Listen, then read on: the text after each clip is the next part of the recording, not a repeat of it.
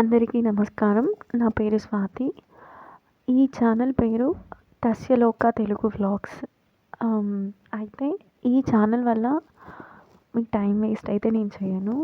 Daily just ఒక 5 minutes లేదా ఒక 10 మినిట్స్ ఒక మంచి ఫ్రెండ్‌తో మాట్లాడుతున్నాము అన్న ఫీలింగ్ అయితే వస్తుంది. ఈ ఛానల్ ఎందుకు చూడాలి అని మీరు అడిగితే, చిన్నపిల్లలైనా లేదా పెద్దవాళ్ళైనా సరే మంచిగా మాటల్ని ఎంజాయ్ చేస్తారు. ఇందులో కంటెంట్ కూడా మంచి ఫ్రెండ్లీ టాక్‌తోనే ఉంటాయి. సో, ప్లీజ్ సబ్స్క్రైబ్ చేసి సపోర్ట్ చేస్తారు అని నేను అనుకుంటున్నాను. ఇక వీడియోలోకి వెళ్తే, ఇక్కడ మనం వీడియో స్టార్టింగ్‌లోనే వెల్కమ్ టు లేపాక్షి అనే బోర్డ్ నేమ్‌ని చూస్తుంటాం కదా! అయితే ఇది ఇప్పుడు ఒక ఫేమస్ టెంపుల్ గురించి నేను మీకు చెప్పాలనుకుంటున్నాను. ఇది ఎక్కడుంది అనంటే Lepakshi, which is near to Hindupur in Andhra Pradesh. అయితే ఈ టెంపుల్ గురించి ఏం చెప్పాలి అని మెయిన్ ఇంపార్టెంట్ పాయింట్స్ అనుకుంటే, ఫస్ట్ ఆ నేమ్ ఎలా వచ్చింది. ప్రతిదానికి ఒక స్టోరీ ఉంటుంది బిహైండ్ ఎవ్రీథింగ్. అయితే లేపాక్షి అన్న పేరు ఎలా వచ్చింది అనంటే, సీతాదేవిని రావణుడు తీసుకెళ్తున్నప్పుడు ఆకాశ మార్గంలో సీతాదేవిని రక్షించాలి అని చెప్పి జటాయు అనే పక్షువు రావణుడితో తలపడుతుందన్నమాట. ఆ క్రమంలో ఆ పక్షిని రెక్కలు విరిచేసి గాయపరుస్తాడు. అయితే ఈ విషయం ఎలా అయినా సరే శ్రీరాముడికి చెప్పాలి. సీతాదేవిని ఈ మార్గంలో రావణుడు తీసుకెళ్ళాడు అన్న విషయం చెప్పాలి. ఆయనకి ఈ విషయం చెప్పేంత వరకు నేను ప్రాణాలతో బ్రతికుండాలి అని ఆ జటాయు చాలా కోరుకుంటుంది. తను అనుకున్న విధంగానే శ్రీరాముడికి జరిగిన విషయం చెప్తుందన్నమాట. అలా చెప్పి ఆయన చేతుల్లో ఈ జటాయు అనే పక్షి ప్రాణాలు విడుస్తుంది. ఈ క్రమంలోనే శ్రీరాముడు లేపక్షి అని పిలిచి ఆ పక్షికి దహన సంస్కారాలు చేస్తారు. ఈ క్రమంలో ఈ ఊరి పేరు లేపాక్షిగా మారింది.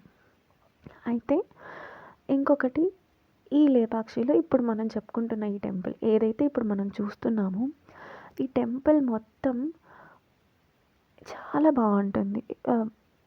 చాలా ఆర్ట్ అంతా ఎంత పిల్లర్స్ కానీ, స్తంభాలు, లోపల గుడి, పాజిటివిటీ, ఎవ్రీథింగ్ ప్రతి ఒక్కటి చాలా బాగుంటుంది. ప్రతి ఒక్క విగ్రహానికి ఒక ప్రత్యేకత ఉంటుందన్నమాట. అయితే ఇప్పుడు నేను ఇక్కడ మీకు కనిపిస్తున్నట్టుగా ఈ స్తంభాలు అప్పటి కాలంలో 16వ శతాబ్దంలో ఆ ప్రాంతాన్ని పరిపాలిస్తున్న అచ్యుతరాయలు అనే రాజు దగ్గర విరూపణ అనే ఒక వ్యక్తి కోశాధికారిగా పనిచేస్తుండేవాడు. అయితే ఈ విరూపణ అతని తమ్ముడు ఇద్దరు కలిసి ఈ గుడిని నిర్మాణం చేస్తుండేవారు. ఈ క్రమంలో ఈ గుడి 70 స్తంభాలతో ఉపయోగించి ఈ గుడి కట్టారు అన్నది చెప్తారు. అయితే గుడిలోకి ఇలా ఎంటర్ అవ్వంగానే మనకు రైట్ సైడ్లో ఇలా అమ్మవారి విగ్రహం కనిపిస్తుంది. అయితే ఇందులో ఒక స్టోరీ ఉంటుంది. ఏంటి అనంటే, ఈ గుడి నిర్మాణం అంతా జరిగి శివపార్వతుల కళ్యాణం కూడా అక్కడ ఆ గుడిలో జరిగి చాలా ఆహ్లాదంగా ఉంటుంది. ఈ విషయం గురించి ఆ గుడి ఎంత అందంగా నిర్మించారు అన్నది ఇవన్నీ స్వర్గంలో దేవతలు చర్చించుకుంటూ ఉంటారంట. ఈ టైంలో ఈ విషయం తెలుసుకున్న రాక్షసులు ఎలా అయినా సరే అక్కడ ఉన్న ధనాన్ని ప్లస్ దేవతల్ని అపహరించాలి అన్న క్రమంలో, ఇక్కడ మనం ఇప్పుడు చూస్తున్న పార్వతీదేవి ఆ దొంగల చేతికి చిక్కకూడదు అని చెప్పి ఆ స్తంభంలో దాక్కుంది అని చెప్తారు. అదొక స్టోరీ ఉంది. సో దానివల్లనే అమ్మవారు స్తంభంలో ఉండి మనకు దర్శనం ఇస్తారు అని చెప్తారు. అయితే డైరెక్ట్గా అలా స్తంభంలో నుంచి అమ్మవారిని దర్శించుకోకూడదు అని చెప్పి అమ్మవారికి ఎదురుగా మనకు ఒక అద్దాన్ని ఏర్పాటు చేసి దర్శనం చేసుకునేలాగా చేశారన్నమాట. ఇంకొకటి, ఈ గుడి ప్రత్యేకత ఏంటి అనంటే, ఈ విరూపణ వీరభద్రస్వామి టెంపుల్ని నిర్మిస్తాడు. అయితే వీరభద్రస్వామి గర్భగుడి ఏదైతే ఉందో కుడివైపునేమో శివలింగం, అలాగే ఎడం వైపునేమో శ్రీ మహావిష్ణువి విగ్రహాన్ని స్థాపిస్తారన్నమాట. ఎందుకు అనంటే, శివుని భక్తులు ప్లస్ విష్ణువు భక్తులు ఇద్దరూ సమానమే. ఇద్దరి భక్తికి ఏమాత్రం డిఫరెన్స్ లేదు, భేదం లేదు అని చూపించడానికి కూడా ఇదొక ఎగ్జాంపుల్గా చెప్తారు. అలాగే ఇక్కడ శివలింగాలు ఆంజనేయ స్వామి స్థాపించిన శివలింగం కాబట్టి హనుమ శివలింగం అని, తర్వాత రాముడు శివలింగాన్ని ప్రతిష్టాపన చేశారు కాబట్టి రామలింగం అని చెప్పి, ఇలా ఇప్పుడు మనం కనిపిస్తున్న ఈ శివలింగం ఇవన్నీ ప్రతిష్టాపన చేయడం జరుగుతుందన్నమాట. ఈ గుడి మొత్తం శివలింగాలతో మంచి ఆర్కిటెక్చర్తో చాలా బాగుంటాయి. అయితే ఎప్పుడైతే మనం ఆ గుడిలోకి ఎంటర్ అవుతామో మనకు పైన కనిపిస్తాయి కలర్ఫుల్ ఇమేజెస్తో ఉంటాయి. అయితే అవి ఏంటి అని అంటే, అప్పుడు అక్కడ శివపార్వతుల కళ్యాణం జరిగింది అని, ఆ కళ్యాణం గురించి పెయింటింగ్స్ కానీ, లేకపోతే ఆ కాలంలో ప్రజలు ఎలా అయితే వాళ్ళ వేషధారణ ఉంటుందో, వాళ్ళ తీరు, వాళ్ళు రెడీ అయ్యే తీరు, వాళ్ళ జడ, ఇవన్నిటి గురించి రాబోయే తరాలకు తెలియాలి అని చెప్పి అక్కడ పైన పెయింటింగ్స్ లాగా అప్పటి కాలంలోనే వాళ్ళు వేసినట్టు ఇప్పటికీ చెప్తారు. సో అదే మనం అక్కడ పైన చూస్తున్నాము. ఇంకొకటి ఇప్పుడు మనం చాలా ఇంపార్టెంట్ ఏంటి అని అంటే, ఈ గుడిలో మెయిన్ ఇంపార్టెంట్ ఏంటి అని అంటే, ఒక స్తంభం గురించి మాట్లాడుకుందాం. ఏంటి ఆ స్తంభం అని అంటే, ఇందులో ఈ గుడి 70 స్తంభాలతో ఆ గుడి నిర్మాణం జరిగింది అని చెప్తారు. అయితే ఇక్కడ ఒక స్తంభం మటుకు నేలకు ఆనుకొని ఉండదు, గాల్లో తేలుతున్నట్టుగా ఉంటుంది. ఎందుకు అన్నది అప్పటి కాలంలో బ్రిటిషర్స్ కూడా ఆ స్తంభం వెనక ఉన్న రహస్యం ఏంటి తెలుసుకోవాలని చెప్పి చాలా ట్రై చేస్తారు. ఆ క్రమంలోని ఆ స్తంభాన్ని కాస్త జరిపి చూడాలనుకుంటారు. ఆ టైంలో ఏం జరిగింది అని అంటే, ఎప్పుడైతే ఆ స్తంభాన్ని అలా కదిలిస్తారో అక్కడున్న పైకప్పు మొత్తం కొంచెం ఇలా బెండ్ అయినట్టు అవుతుందన్నమాట. సో మెయిన్ లీడ్ అంతా ఈ స్తంభంలో ఉంది. ఇప్పుడు ఈ స్తంభాన్ని మనం ఏదైనా కదిలించినా మేబీ ఇదంతా ఎఫెక్ట్ అవుతుందేమో అని ఆ ప్రయత్నం అక్కడితో ఆగిపోయింది.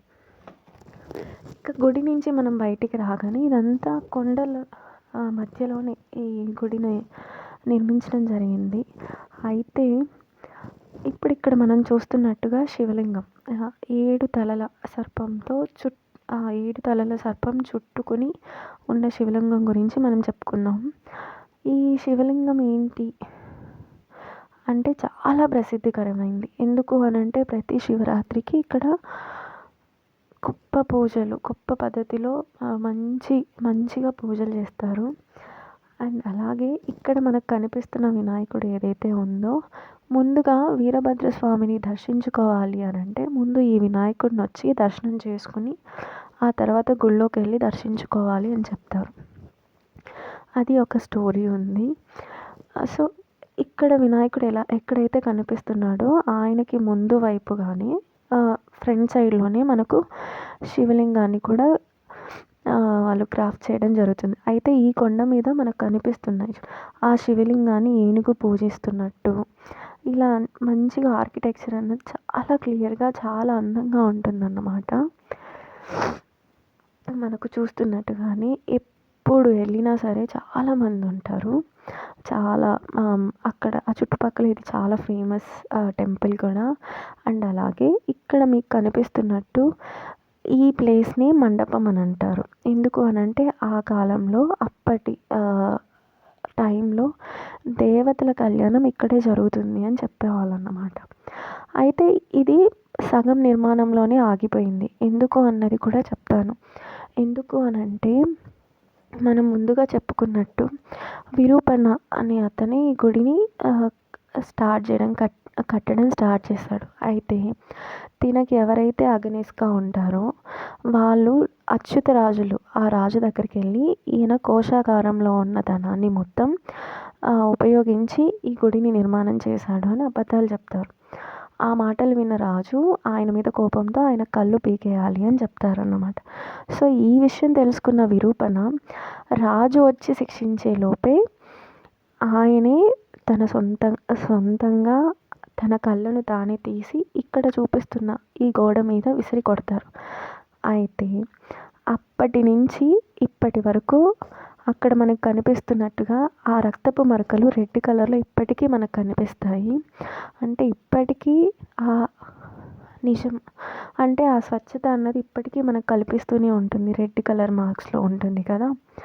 సో అదన్నమాట. అందుకని ఈ కళ్యాణ మండపం అన్నది ఇలా సగంలో స్టాప్ అయిపోయింది అని చెప్తారు.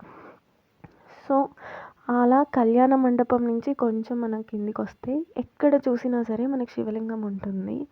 ఇలా శివలింగాన్ని ప్రతిష్టాపన చేస్తారన్నమాట. చేసుంటారు. అయితే ప్రతి శివలింగానికి ఒక ప్రత్యేకత ఉంటుంది. మనం ముందుగా చెప్పుకున్నట్టు రాముల వారి చేత ప్రతిష్టాపన జరిగింది కాబట్టి రామలింగం అని పేరు ఉంటుంది. ఆంజనేయ స్వామిని ప్రతిష్టాపన చేశారు కాబట్టి హనుమలింగం అని కూడా ఆ లింగానికి పేరుంది. సో ఇలా ప్రతి ఒక్కటి ఏదో ఒక ఇంపార్టెంట్ ఆస్పెక్ట్ అనేది ఈ టెంపుల్లో ఇప్పటికీ అంతే ప్రసిద్ధికరంగా ఉంటుందన్నమాట. సో ఇక్కడ ఈ పాదం మీకు గుర్తుందా? అంటే మీకు తెలుసో తెలీదో నాకు తెలీదు. కాకపోతే ఈ పాదాన్ని సీతాదేవి పాదం అంటారు. ఎందుకనంటే మొదటి అడుగు ఆవిడ ఇక్కడే పెట్టిందని చెప్తారు. ఈ ప్రదేశంలో ఎప్పుడు త్రూ అవుట్ ద ఇయర్ ఆవిడ బొటనవేలు దగ్గర నీరు అన్నది ఖచ్చితంగా ఉంటుంది అని చెప్తారు.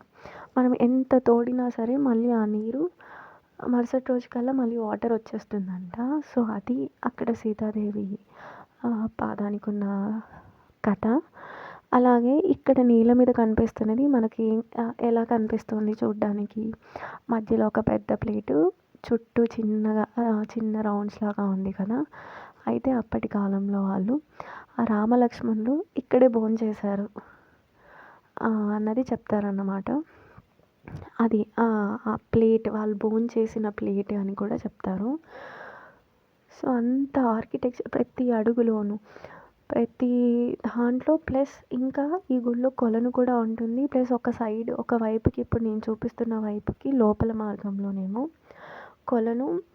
అలాగే అప్పటి కాలంలో లిపి ఆ రాజులు ఆ గుడి చరిత్ర గురించి అందులో రాశారు అని చెప్తారు. అది ఇప్పటికీ అలానే ఉంది. అసలు ఏమాత్రం చెక్కు చెదరకుండా ఆ గుడి అలాగే ఉందన్నమాట. సో ఇది లోపల ఉన్న గుడి హిస్టరీ అంతా. చాలా చిన్నగా చెప్పాను కానీ